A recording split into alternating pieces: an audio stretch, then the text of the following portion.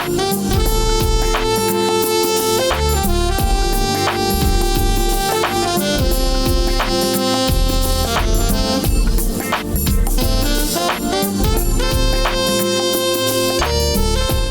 Cleveland, and welcome to Creative Focus, the show that illuminates some of Cleveland's most talented and creative artists across the genres of dance, film, music, theater, and visual arts. I'm your host, Cornell Calhoun III, and I'm thrilled to have as my guest today on Creative Focus, author, filmmaker, domestic violence advocate, Miss Sonja Morton. Sonja, welcome to Creative Focus. Thank you, and thank you for having me. Let's chop it up. Yes, okay. Let's get into a difficult topic, domestic violence. I know we'll talk about the film a little bit, but I wanted to land on some of the aspects of it and tell you that I did some research. Okay. And I found out that 1 out of every 3 women worldwide are touched by domestic violence. Yes. 1 out of every 4 women in the United States are touched by domestic violence. For your film, was that the inspiration for the film? No, it wasn't. The inspiration for the film was to make awareness to all the people that's going through domestic violence and the people that really don't think domestic violence is an issue. Okay. And there is 1.3 women per million that are per 100,000 that are murdered by their intimate partners. Okay, so it's usually someone that's close to that victim, right? Yes, probably their intimate partner that does this, and it needs to stop. So I'm here to break the chain. Break the chain. It is not okay to put your hands on somebody. That's just wrong. It's not okay for a woman to beat on a man. It's not okay, either way. And I know there are terms of domestic violence, psychological, emotional, financial, sexual. Yes. And how does that play into your film or your concept? Well, it's because some people think that if I just make him happy, I won't get beat today. They go through isolation where the man will stop them, their abuser will stop them from communicating with their family, so they have no one to talk to about these issues. So they do everything they can to make the person happy, and they can't make that person happy. And they need to know this. I don't care what you do. If this man has a problem, he has a problem. There's nothing you could do to fix his problem. He have to get fixed. So the film is Breaking the Chains, My Story, A Journey to Freedom. Yes. And what's interesting, did you purposely not show the male character in the film? Was that Yes, I purposely did that because the way her face looked, if I had done a video with someone beaten, that would have been too traumatizing for somebody. Okay. So I did not want to do that. So I just used a voiceover, and that voice actually was my son, Dominique Goffin. That was my son. Yes. So he knew exactly what I wanted. And what was the challenges in making the film, would you say? The challenges pretty much was the lighting, trying to be the camera person, trying to be the lighting person, trying to be everybody in one. So that was my challenges with that. And then because you were the jack of all trades. You did everything. Yes, I did it all. I did the editing, I did the makeup, I did it all, and I was also the voice of Mary. I was the voice of Mary, and I was Debbie. and where was the film shot? On what location? In my living room. Oh, it was in your living room? In my living room and in my guest bedroom. So how do you approach dealing with such a topic, a topic like that, a powerful, intense, emotional topic? Well, I look at it like I went through the abuse so I could relate, so I can talk to people about it. Sometimes you have people that want to talk to you about abuse and never been through it. They may have degrees and different things like that, but I have a degree of abuse, okay? And I think that's better than any degree because I've been there and went through it. So I am able to understand how they feel. With my abuse, I was abused by my mother, but I loved her and never wanted to leave her, no matter how much she hurt me.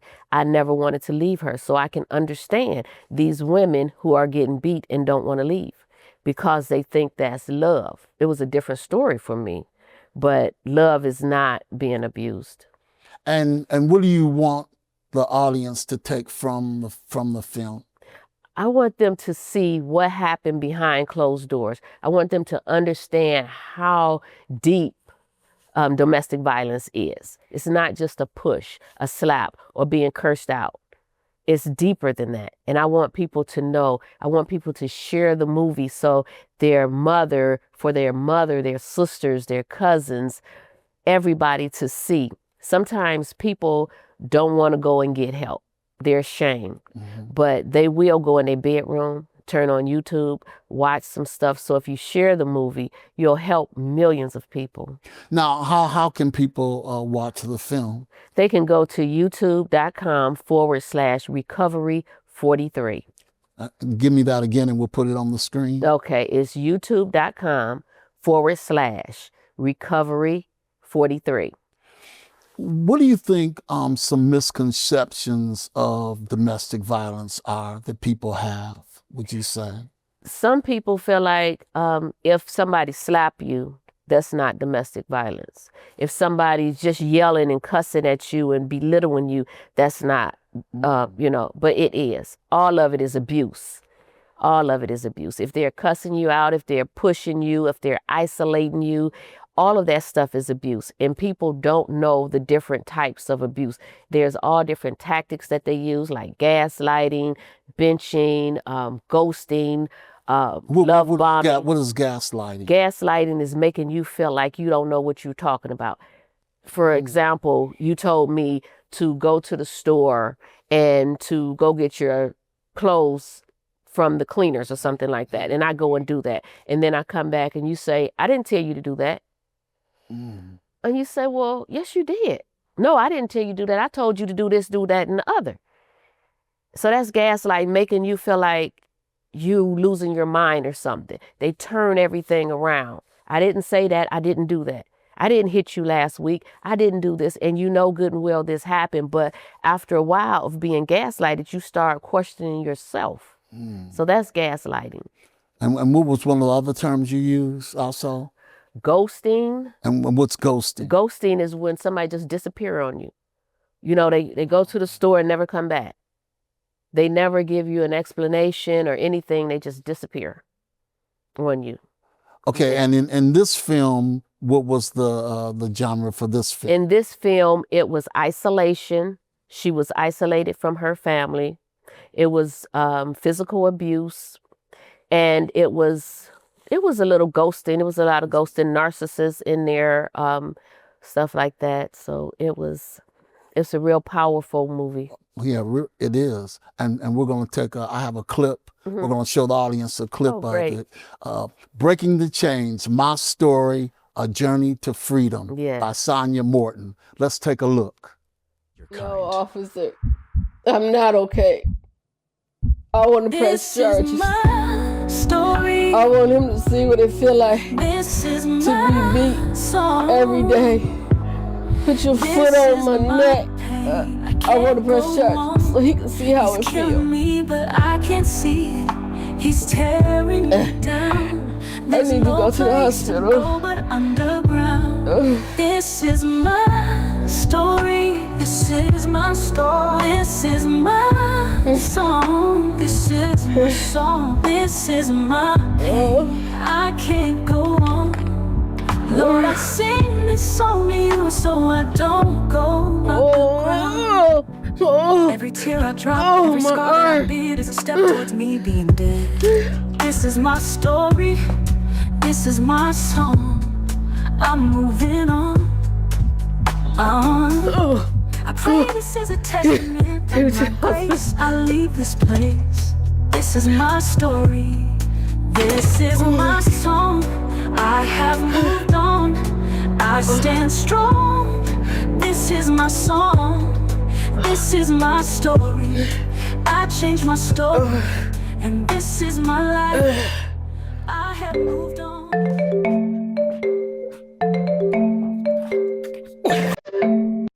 Hi, Mary. I see you made it home, honey. Yes, I'm all right. I hope you press charges this time and never let him back in again. I will see him again. I'll see him in court. And after that, I'll never see him again. I got a good lawyer. I got a counselor. And I'll be all right. I'm going to share my story with other victims. People who has been through what I've been through. I'm going to share my story. I'm sure you'll help a lot of women. Take pictures of your story. Yeah, I'll show them pictures. I sure will. I'm going to contact my family and friends now that he's out of my life. I'll be all right. Thanks for checking in on me. That's what fears are for. Don't ever let somebody. I won't. Believe me. He kept me from my family and friends. Why did you stay with him for so long? He tore down my self-esteem. He made me feel like I was crazy. Those are tactics that abuses you. The tactics that they use on you is called isolation, controlling, gaslighting. You experienced trauma bonding. I'm glad you got it. Powerful. When you watch that film now, after you, first of all, how long did it take you to create the film, would you say? 2 days. 2 days? 2 days to complete it. 2 days to complete Yes. it. Okay. Mhm. And were you satisfied with your first draft? Yes, Okay. I did it one time and one time only. One take. Yeah, Okay. yeah, because if I didn't, I would have had to remake my face up, redo everything. So I had to do everything right the first time. Okay. And how did you feel when you actually was going through the film, the making of the film? Okay, that crying that you heard, that was me as a child when I was getting beat. That was the voice of me crying out for help when I was a little girl, and that was helping. That was my voice. And so that was a difficult moment there doing that part. But I knew nobody else could play that part like me because nobody else went through that. So I could have had an actress or somebody come in and do it, but they didn't feel it. I felt it. So that scream, that cry was for real. Mm. How do you think that abuse has affected you now as an adult, would you say? Well, I feel like this. I went through what I went through to help other people. I asked God one time, why did you let that happen to me? I said, I was just a baby. You know, I wasn't a baby, but, Right. you know, I was just a little girl. Why did you let that happen to me? And he told me, because I'm supposed to help other people go through it. Now, if this little girl could go through it, so can you. You can get through it. You can get through it. Did you do any research on domestic violence, or you went primarily from, your experience? Well, Did you talk to any? I took a course. Okay. I took a course. I took a course to learn all about the different tactics, about the different mental illnesses and different things like that. So, but my experience come from my friends. The face that you seen me, that's a face of a friend of mine that got beat with a hammer. Mm. And that's what her face looked like. I had 2 friends actually that got beat with a hammer. One of them finally left, and the other one to this day is still with the guy, and he's still beating on her. Yes, it's horrible. And it's, some people say, well, why don't you just leave? Why don't you just do this or do that? And sometimes it's just not that easy. Like I was saying, when my mother was doing that to me, I didn't want to leave. But at one point, when I know that I was about to be killed, I took off and I ran. So. And what was your relationship after that with your mother? Oh, I never stopped loving my mother. I loved my mother and I took care of her to the day she died. I never hated my mother for that. It was the devil, and I seen the devil in her. The devil looked straight in my eyes. My mother's eyes turned from her eyes to black, to straight black, devilish eyes. And the devil like looked at me like, I'm going to kill you. And when I seen that look and I knew it was no longer my mother, that's when I took off. Because my mother loved me dearly. She protected me. She was the best mom you could ask for. And how old were you at that time? I think I was Roughly. 11. I was 11 when that started. And it lasted for about a year, maybe. For a year. And I did not get any help. My neighbors knew. Everybody knew. And nobody helped me. I screamed night after night after night. And nobody helped me. Until I ran. And then when I ran, they sent me back. And it happened again. And it just went on. And then finally, she got arrested for something else. And during that time, she got herself clean. And she came back. And everything was fine. We never mentioned it. I don't even believe she know what happened. So there was no need. It's almost like a power took over. Took Right. over her. Right. We never even talked about it. I never asked her if she remembered anything because I knew it wasn't her. I knew it wasn't her. So we had a beautiful relationship. What are some of the resources that people who are suffering from domestic violence, domestic abuse, where can they go? They can call the domestic violence hotline. They can call that number and they could get all the help that they need. There's crisis centers, there's counseling, there's psychiatrists, psychologists, there's help at the hospital. When you go into the hospital, they always ask you, are you safe? Are you safe in your home? That's the time to speak up. In the bathroom in the hospitals, they have little notices in the bathroom saying, are you being abused? And you can write on that, I'm being abused. Here's my phone number. Help me. It's a lot of ways that you can get out. It's a lot of ways that you can get help. But you got to want help. You got to want help. Some people don't want help. And how do you reach the community in terms of giving help with domestic violence? Well, I do it through my YouTube channel, through my books, through plays, different things like that. And I want to speak at all different churches and all over everywhere that people will have me. I would like to speak about domestic violence. Talk about your God Gift Center program. What is that? That's a mentoring program for young mothers that's been through abuse, that's going through situations where they don't know how to take care of a baby. They don't have no schooling and different things like that. And I help them. Okay. So I teach them entrepreneurship. I taught them how to make cakes, birthday cakes, wedding cakes, all occasion cakes. They had their own radio show, their own cooking class. And it was live cooking class. They made their own computers. They built their own computers from scratch. I taught them everything. I took them to gated communities and showed them outside of the projects. I took them to the car lots and let them get in the car, smell the car, want. You got to have something to want for. If you've never seen outside of where you've been, you don't know where you want to go. So where do most of these young people come from? They come from broken homes. Okay. Broken homes, projects, stuff like that. So do you promote the center, or how can people find out about it? They can go to godsgiftcenter.com. Okay, so you have your own website. Yes. Okay. Yes. Mm-hmm. Are most of your films and plays, most of them deal with domestic violence, or no? Are there other themes that you work with also? Well, I did a movie called I Don't Have a Problem. I did that. Now, that's a suicide movie. Okay. And my son, Dominique, often played in that as well. Get your son out there. Yes.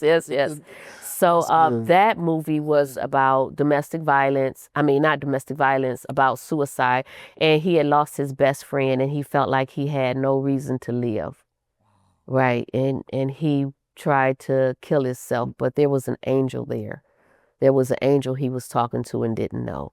So it's a powerful movie as well. And that one should be out soon too. Okay, and then you have The Vine. What is The Vine? Oh, The Vine is a movie about a young girl that was a troubled young girl. And she didn't want to be in the gang anymore. She didn't want to hang in the streets and be with those type of people anymore. So she decided to get connected to the vine, which is God. And she got connected and she told the Lord, hey, I'm connected with you. I'm not letting go. I got this vine and I'm not letting go. And the moment she walked out into the street, she ran into people and she would, oh, okay, God, I'll be back. And she dropped the vine. And she dropped the vine and bad stuff happened. She called out to God.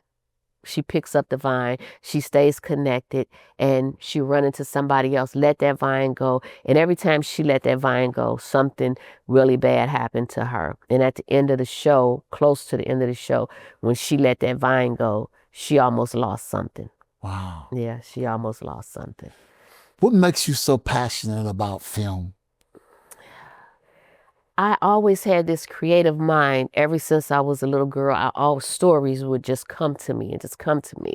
And so one day I just said, I'm just going to write. And I started off writing plays. And my plays was such a hit. And then I just said, well, if I could learn how to write scripts and how to do certain things, then I could get my stuff out there. And so I learned how to do scripts and everything. And then I went to IFAM with Marquette Williams. Yeah, Marquette Williams. Yeah, Marquette. Yes, good teacher. And I went there and he showed me the rest of the ropes. And so I've been doing movies since then. And I have another movie called Day 7 that's coming out. That one is not ready yet, but The Vine is ready. The Vine will be on Tubi soon. And Day 7 is being edited and it should be out soon. So, not Day 7, I'm sorry. I Don't Have a Problem should be out soon.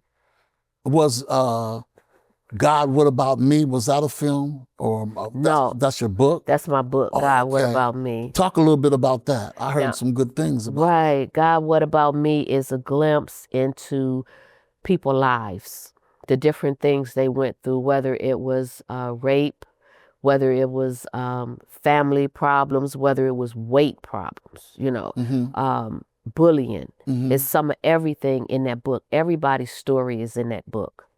And in the book, after reading the stories, it's uplifting biblical stuff in there and quotes and different things to help you move on. And when did you write this book? I wrote that book about 2 years ago. Okay. Yeah, and people can get it on Amazon. Yes, it's available on Amazon. You just type in Sonja, SONJA, Morton, and it'll take you right to my book, God, What About Me? Do you have a preference, writing or directing or films, plays? Do you have a preference? Because I know a lot of people who started out in the theater like me, switched over to film primarily because, in theater, you got to rehearse. If you got a full-length play, you got to rehearse for like a month. Then you put the play on for a month. With film, you send the script, the actors learn the script, you come in and shoot in a day or two or how many other days it takes depending upon how long the film. What about you? Well, I like writing. I'm also an actor. Okay. So I like just a multi-talented. Right. All right. I like writing the most. Directing is fine. It's just trying to get them to feel what I'm trying to get them to feel, to move the way I want them to move. And sometimes it seems like I can't get them to portray that exactly the way I want it. But I'm still learning. Now, as far as plays, I've been in plenty of plays and I like the filming better because in the plays, you can't make a mistake. Yeah, that's right. It's live. Right. It's live and you're out there and you can't make a mistake. Right. So, but if you do, you just don't let them know that you made that mistake. Right. But yeah, I really like the writing. I really like writing. And I would love to learn the camera, but maybe sometime down the line. What's next for you, Miss? Well, I am writing a movie. It's an hour and 45 minutes. Okay. And it is called The Crazy Lady. Oh boy. And it is awesome. I don't know how long it's going to take me to complete that. It's going to be one of them scripts that I probably will have to sell because I don't think I could get a crew and a cast to work with me that long. But that's going to be an awesome movie. All right. And what's the title of it again? The Crazy Lady. The Crazy Lady. Yeah, you make sure you let me know when you shoot that. Right. I want to see this movie. Thanks so much for being on the show. Thank you It for was a having blast. me. And I hope that, if there's anyone out there who's suffering from domestic violence, they'll either contact you or contact someone for help. Yes. They could share the movie with your sisters and mothers and cousins and anybody that you know that's going through it. Like I said, they may not go to a psychiatrist or tell a doctor or tell somebody, but they will take time enough to watch the video. Great. Thank you for being on the show. You're welcome. Thank you.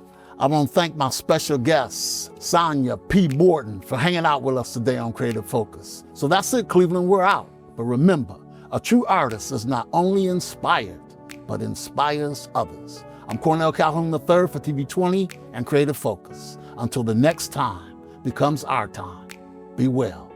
Be safe.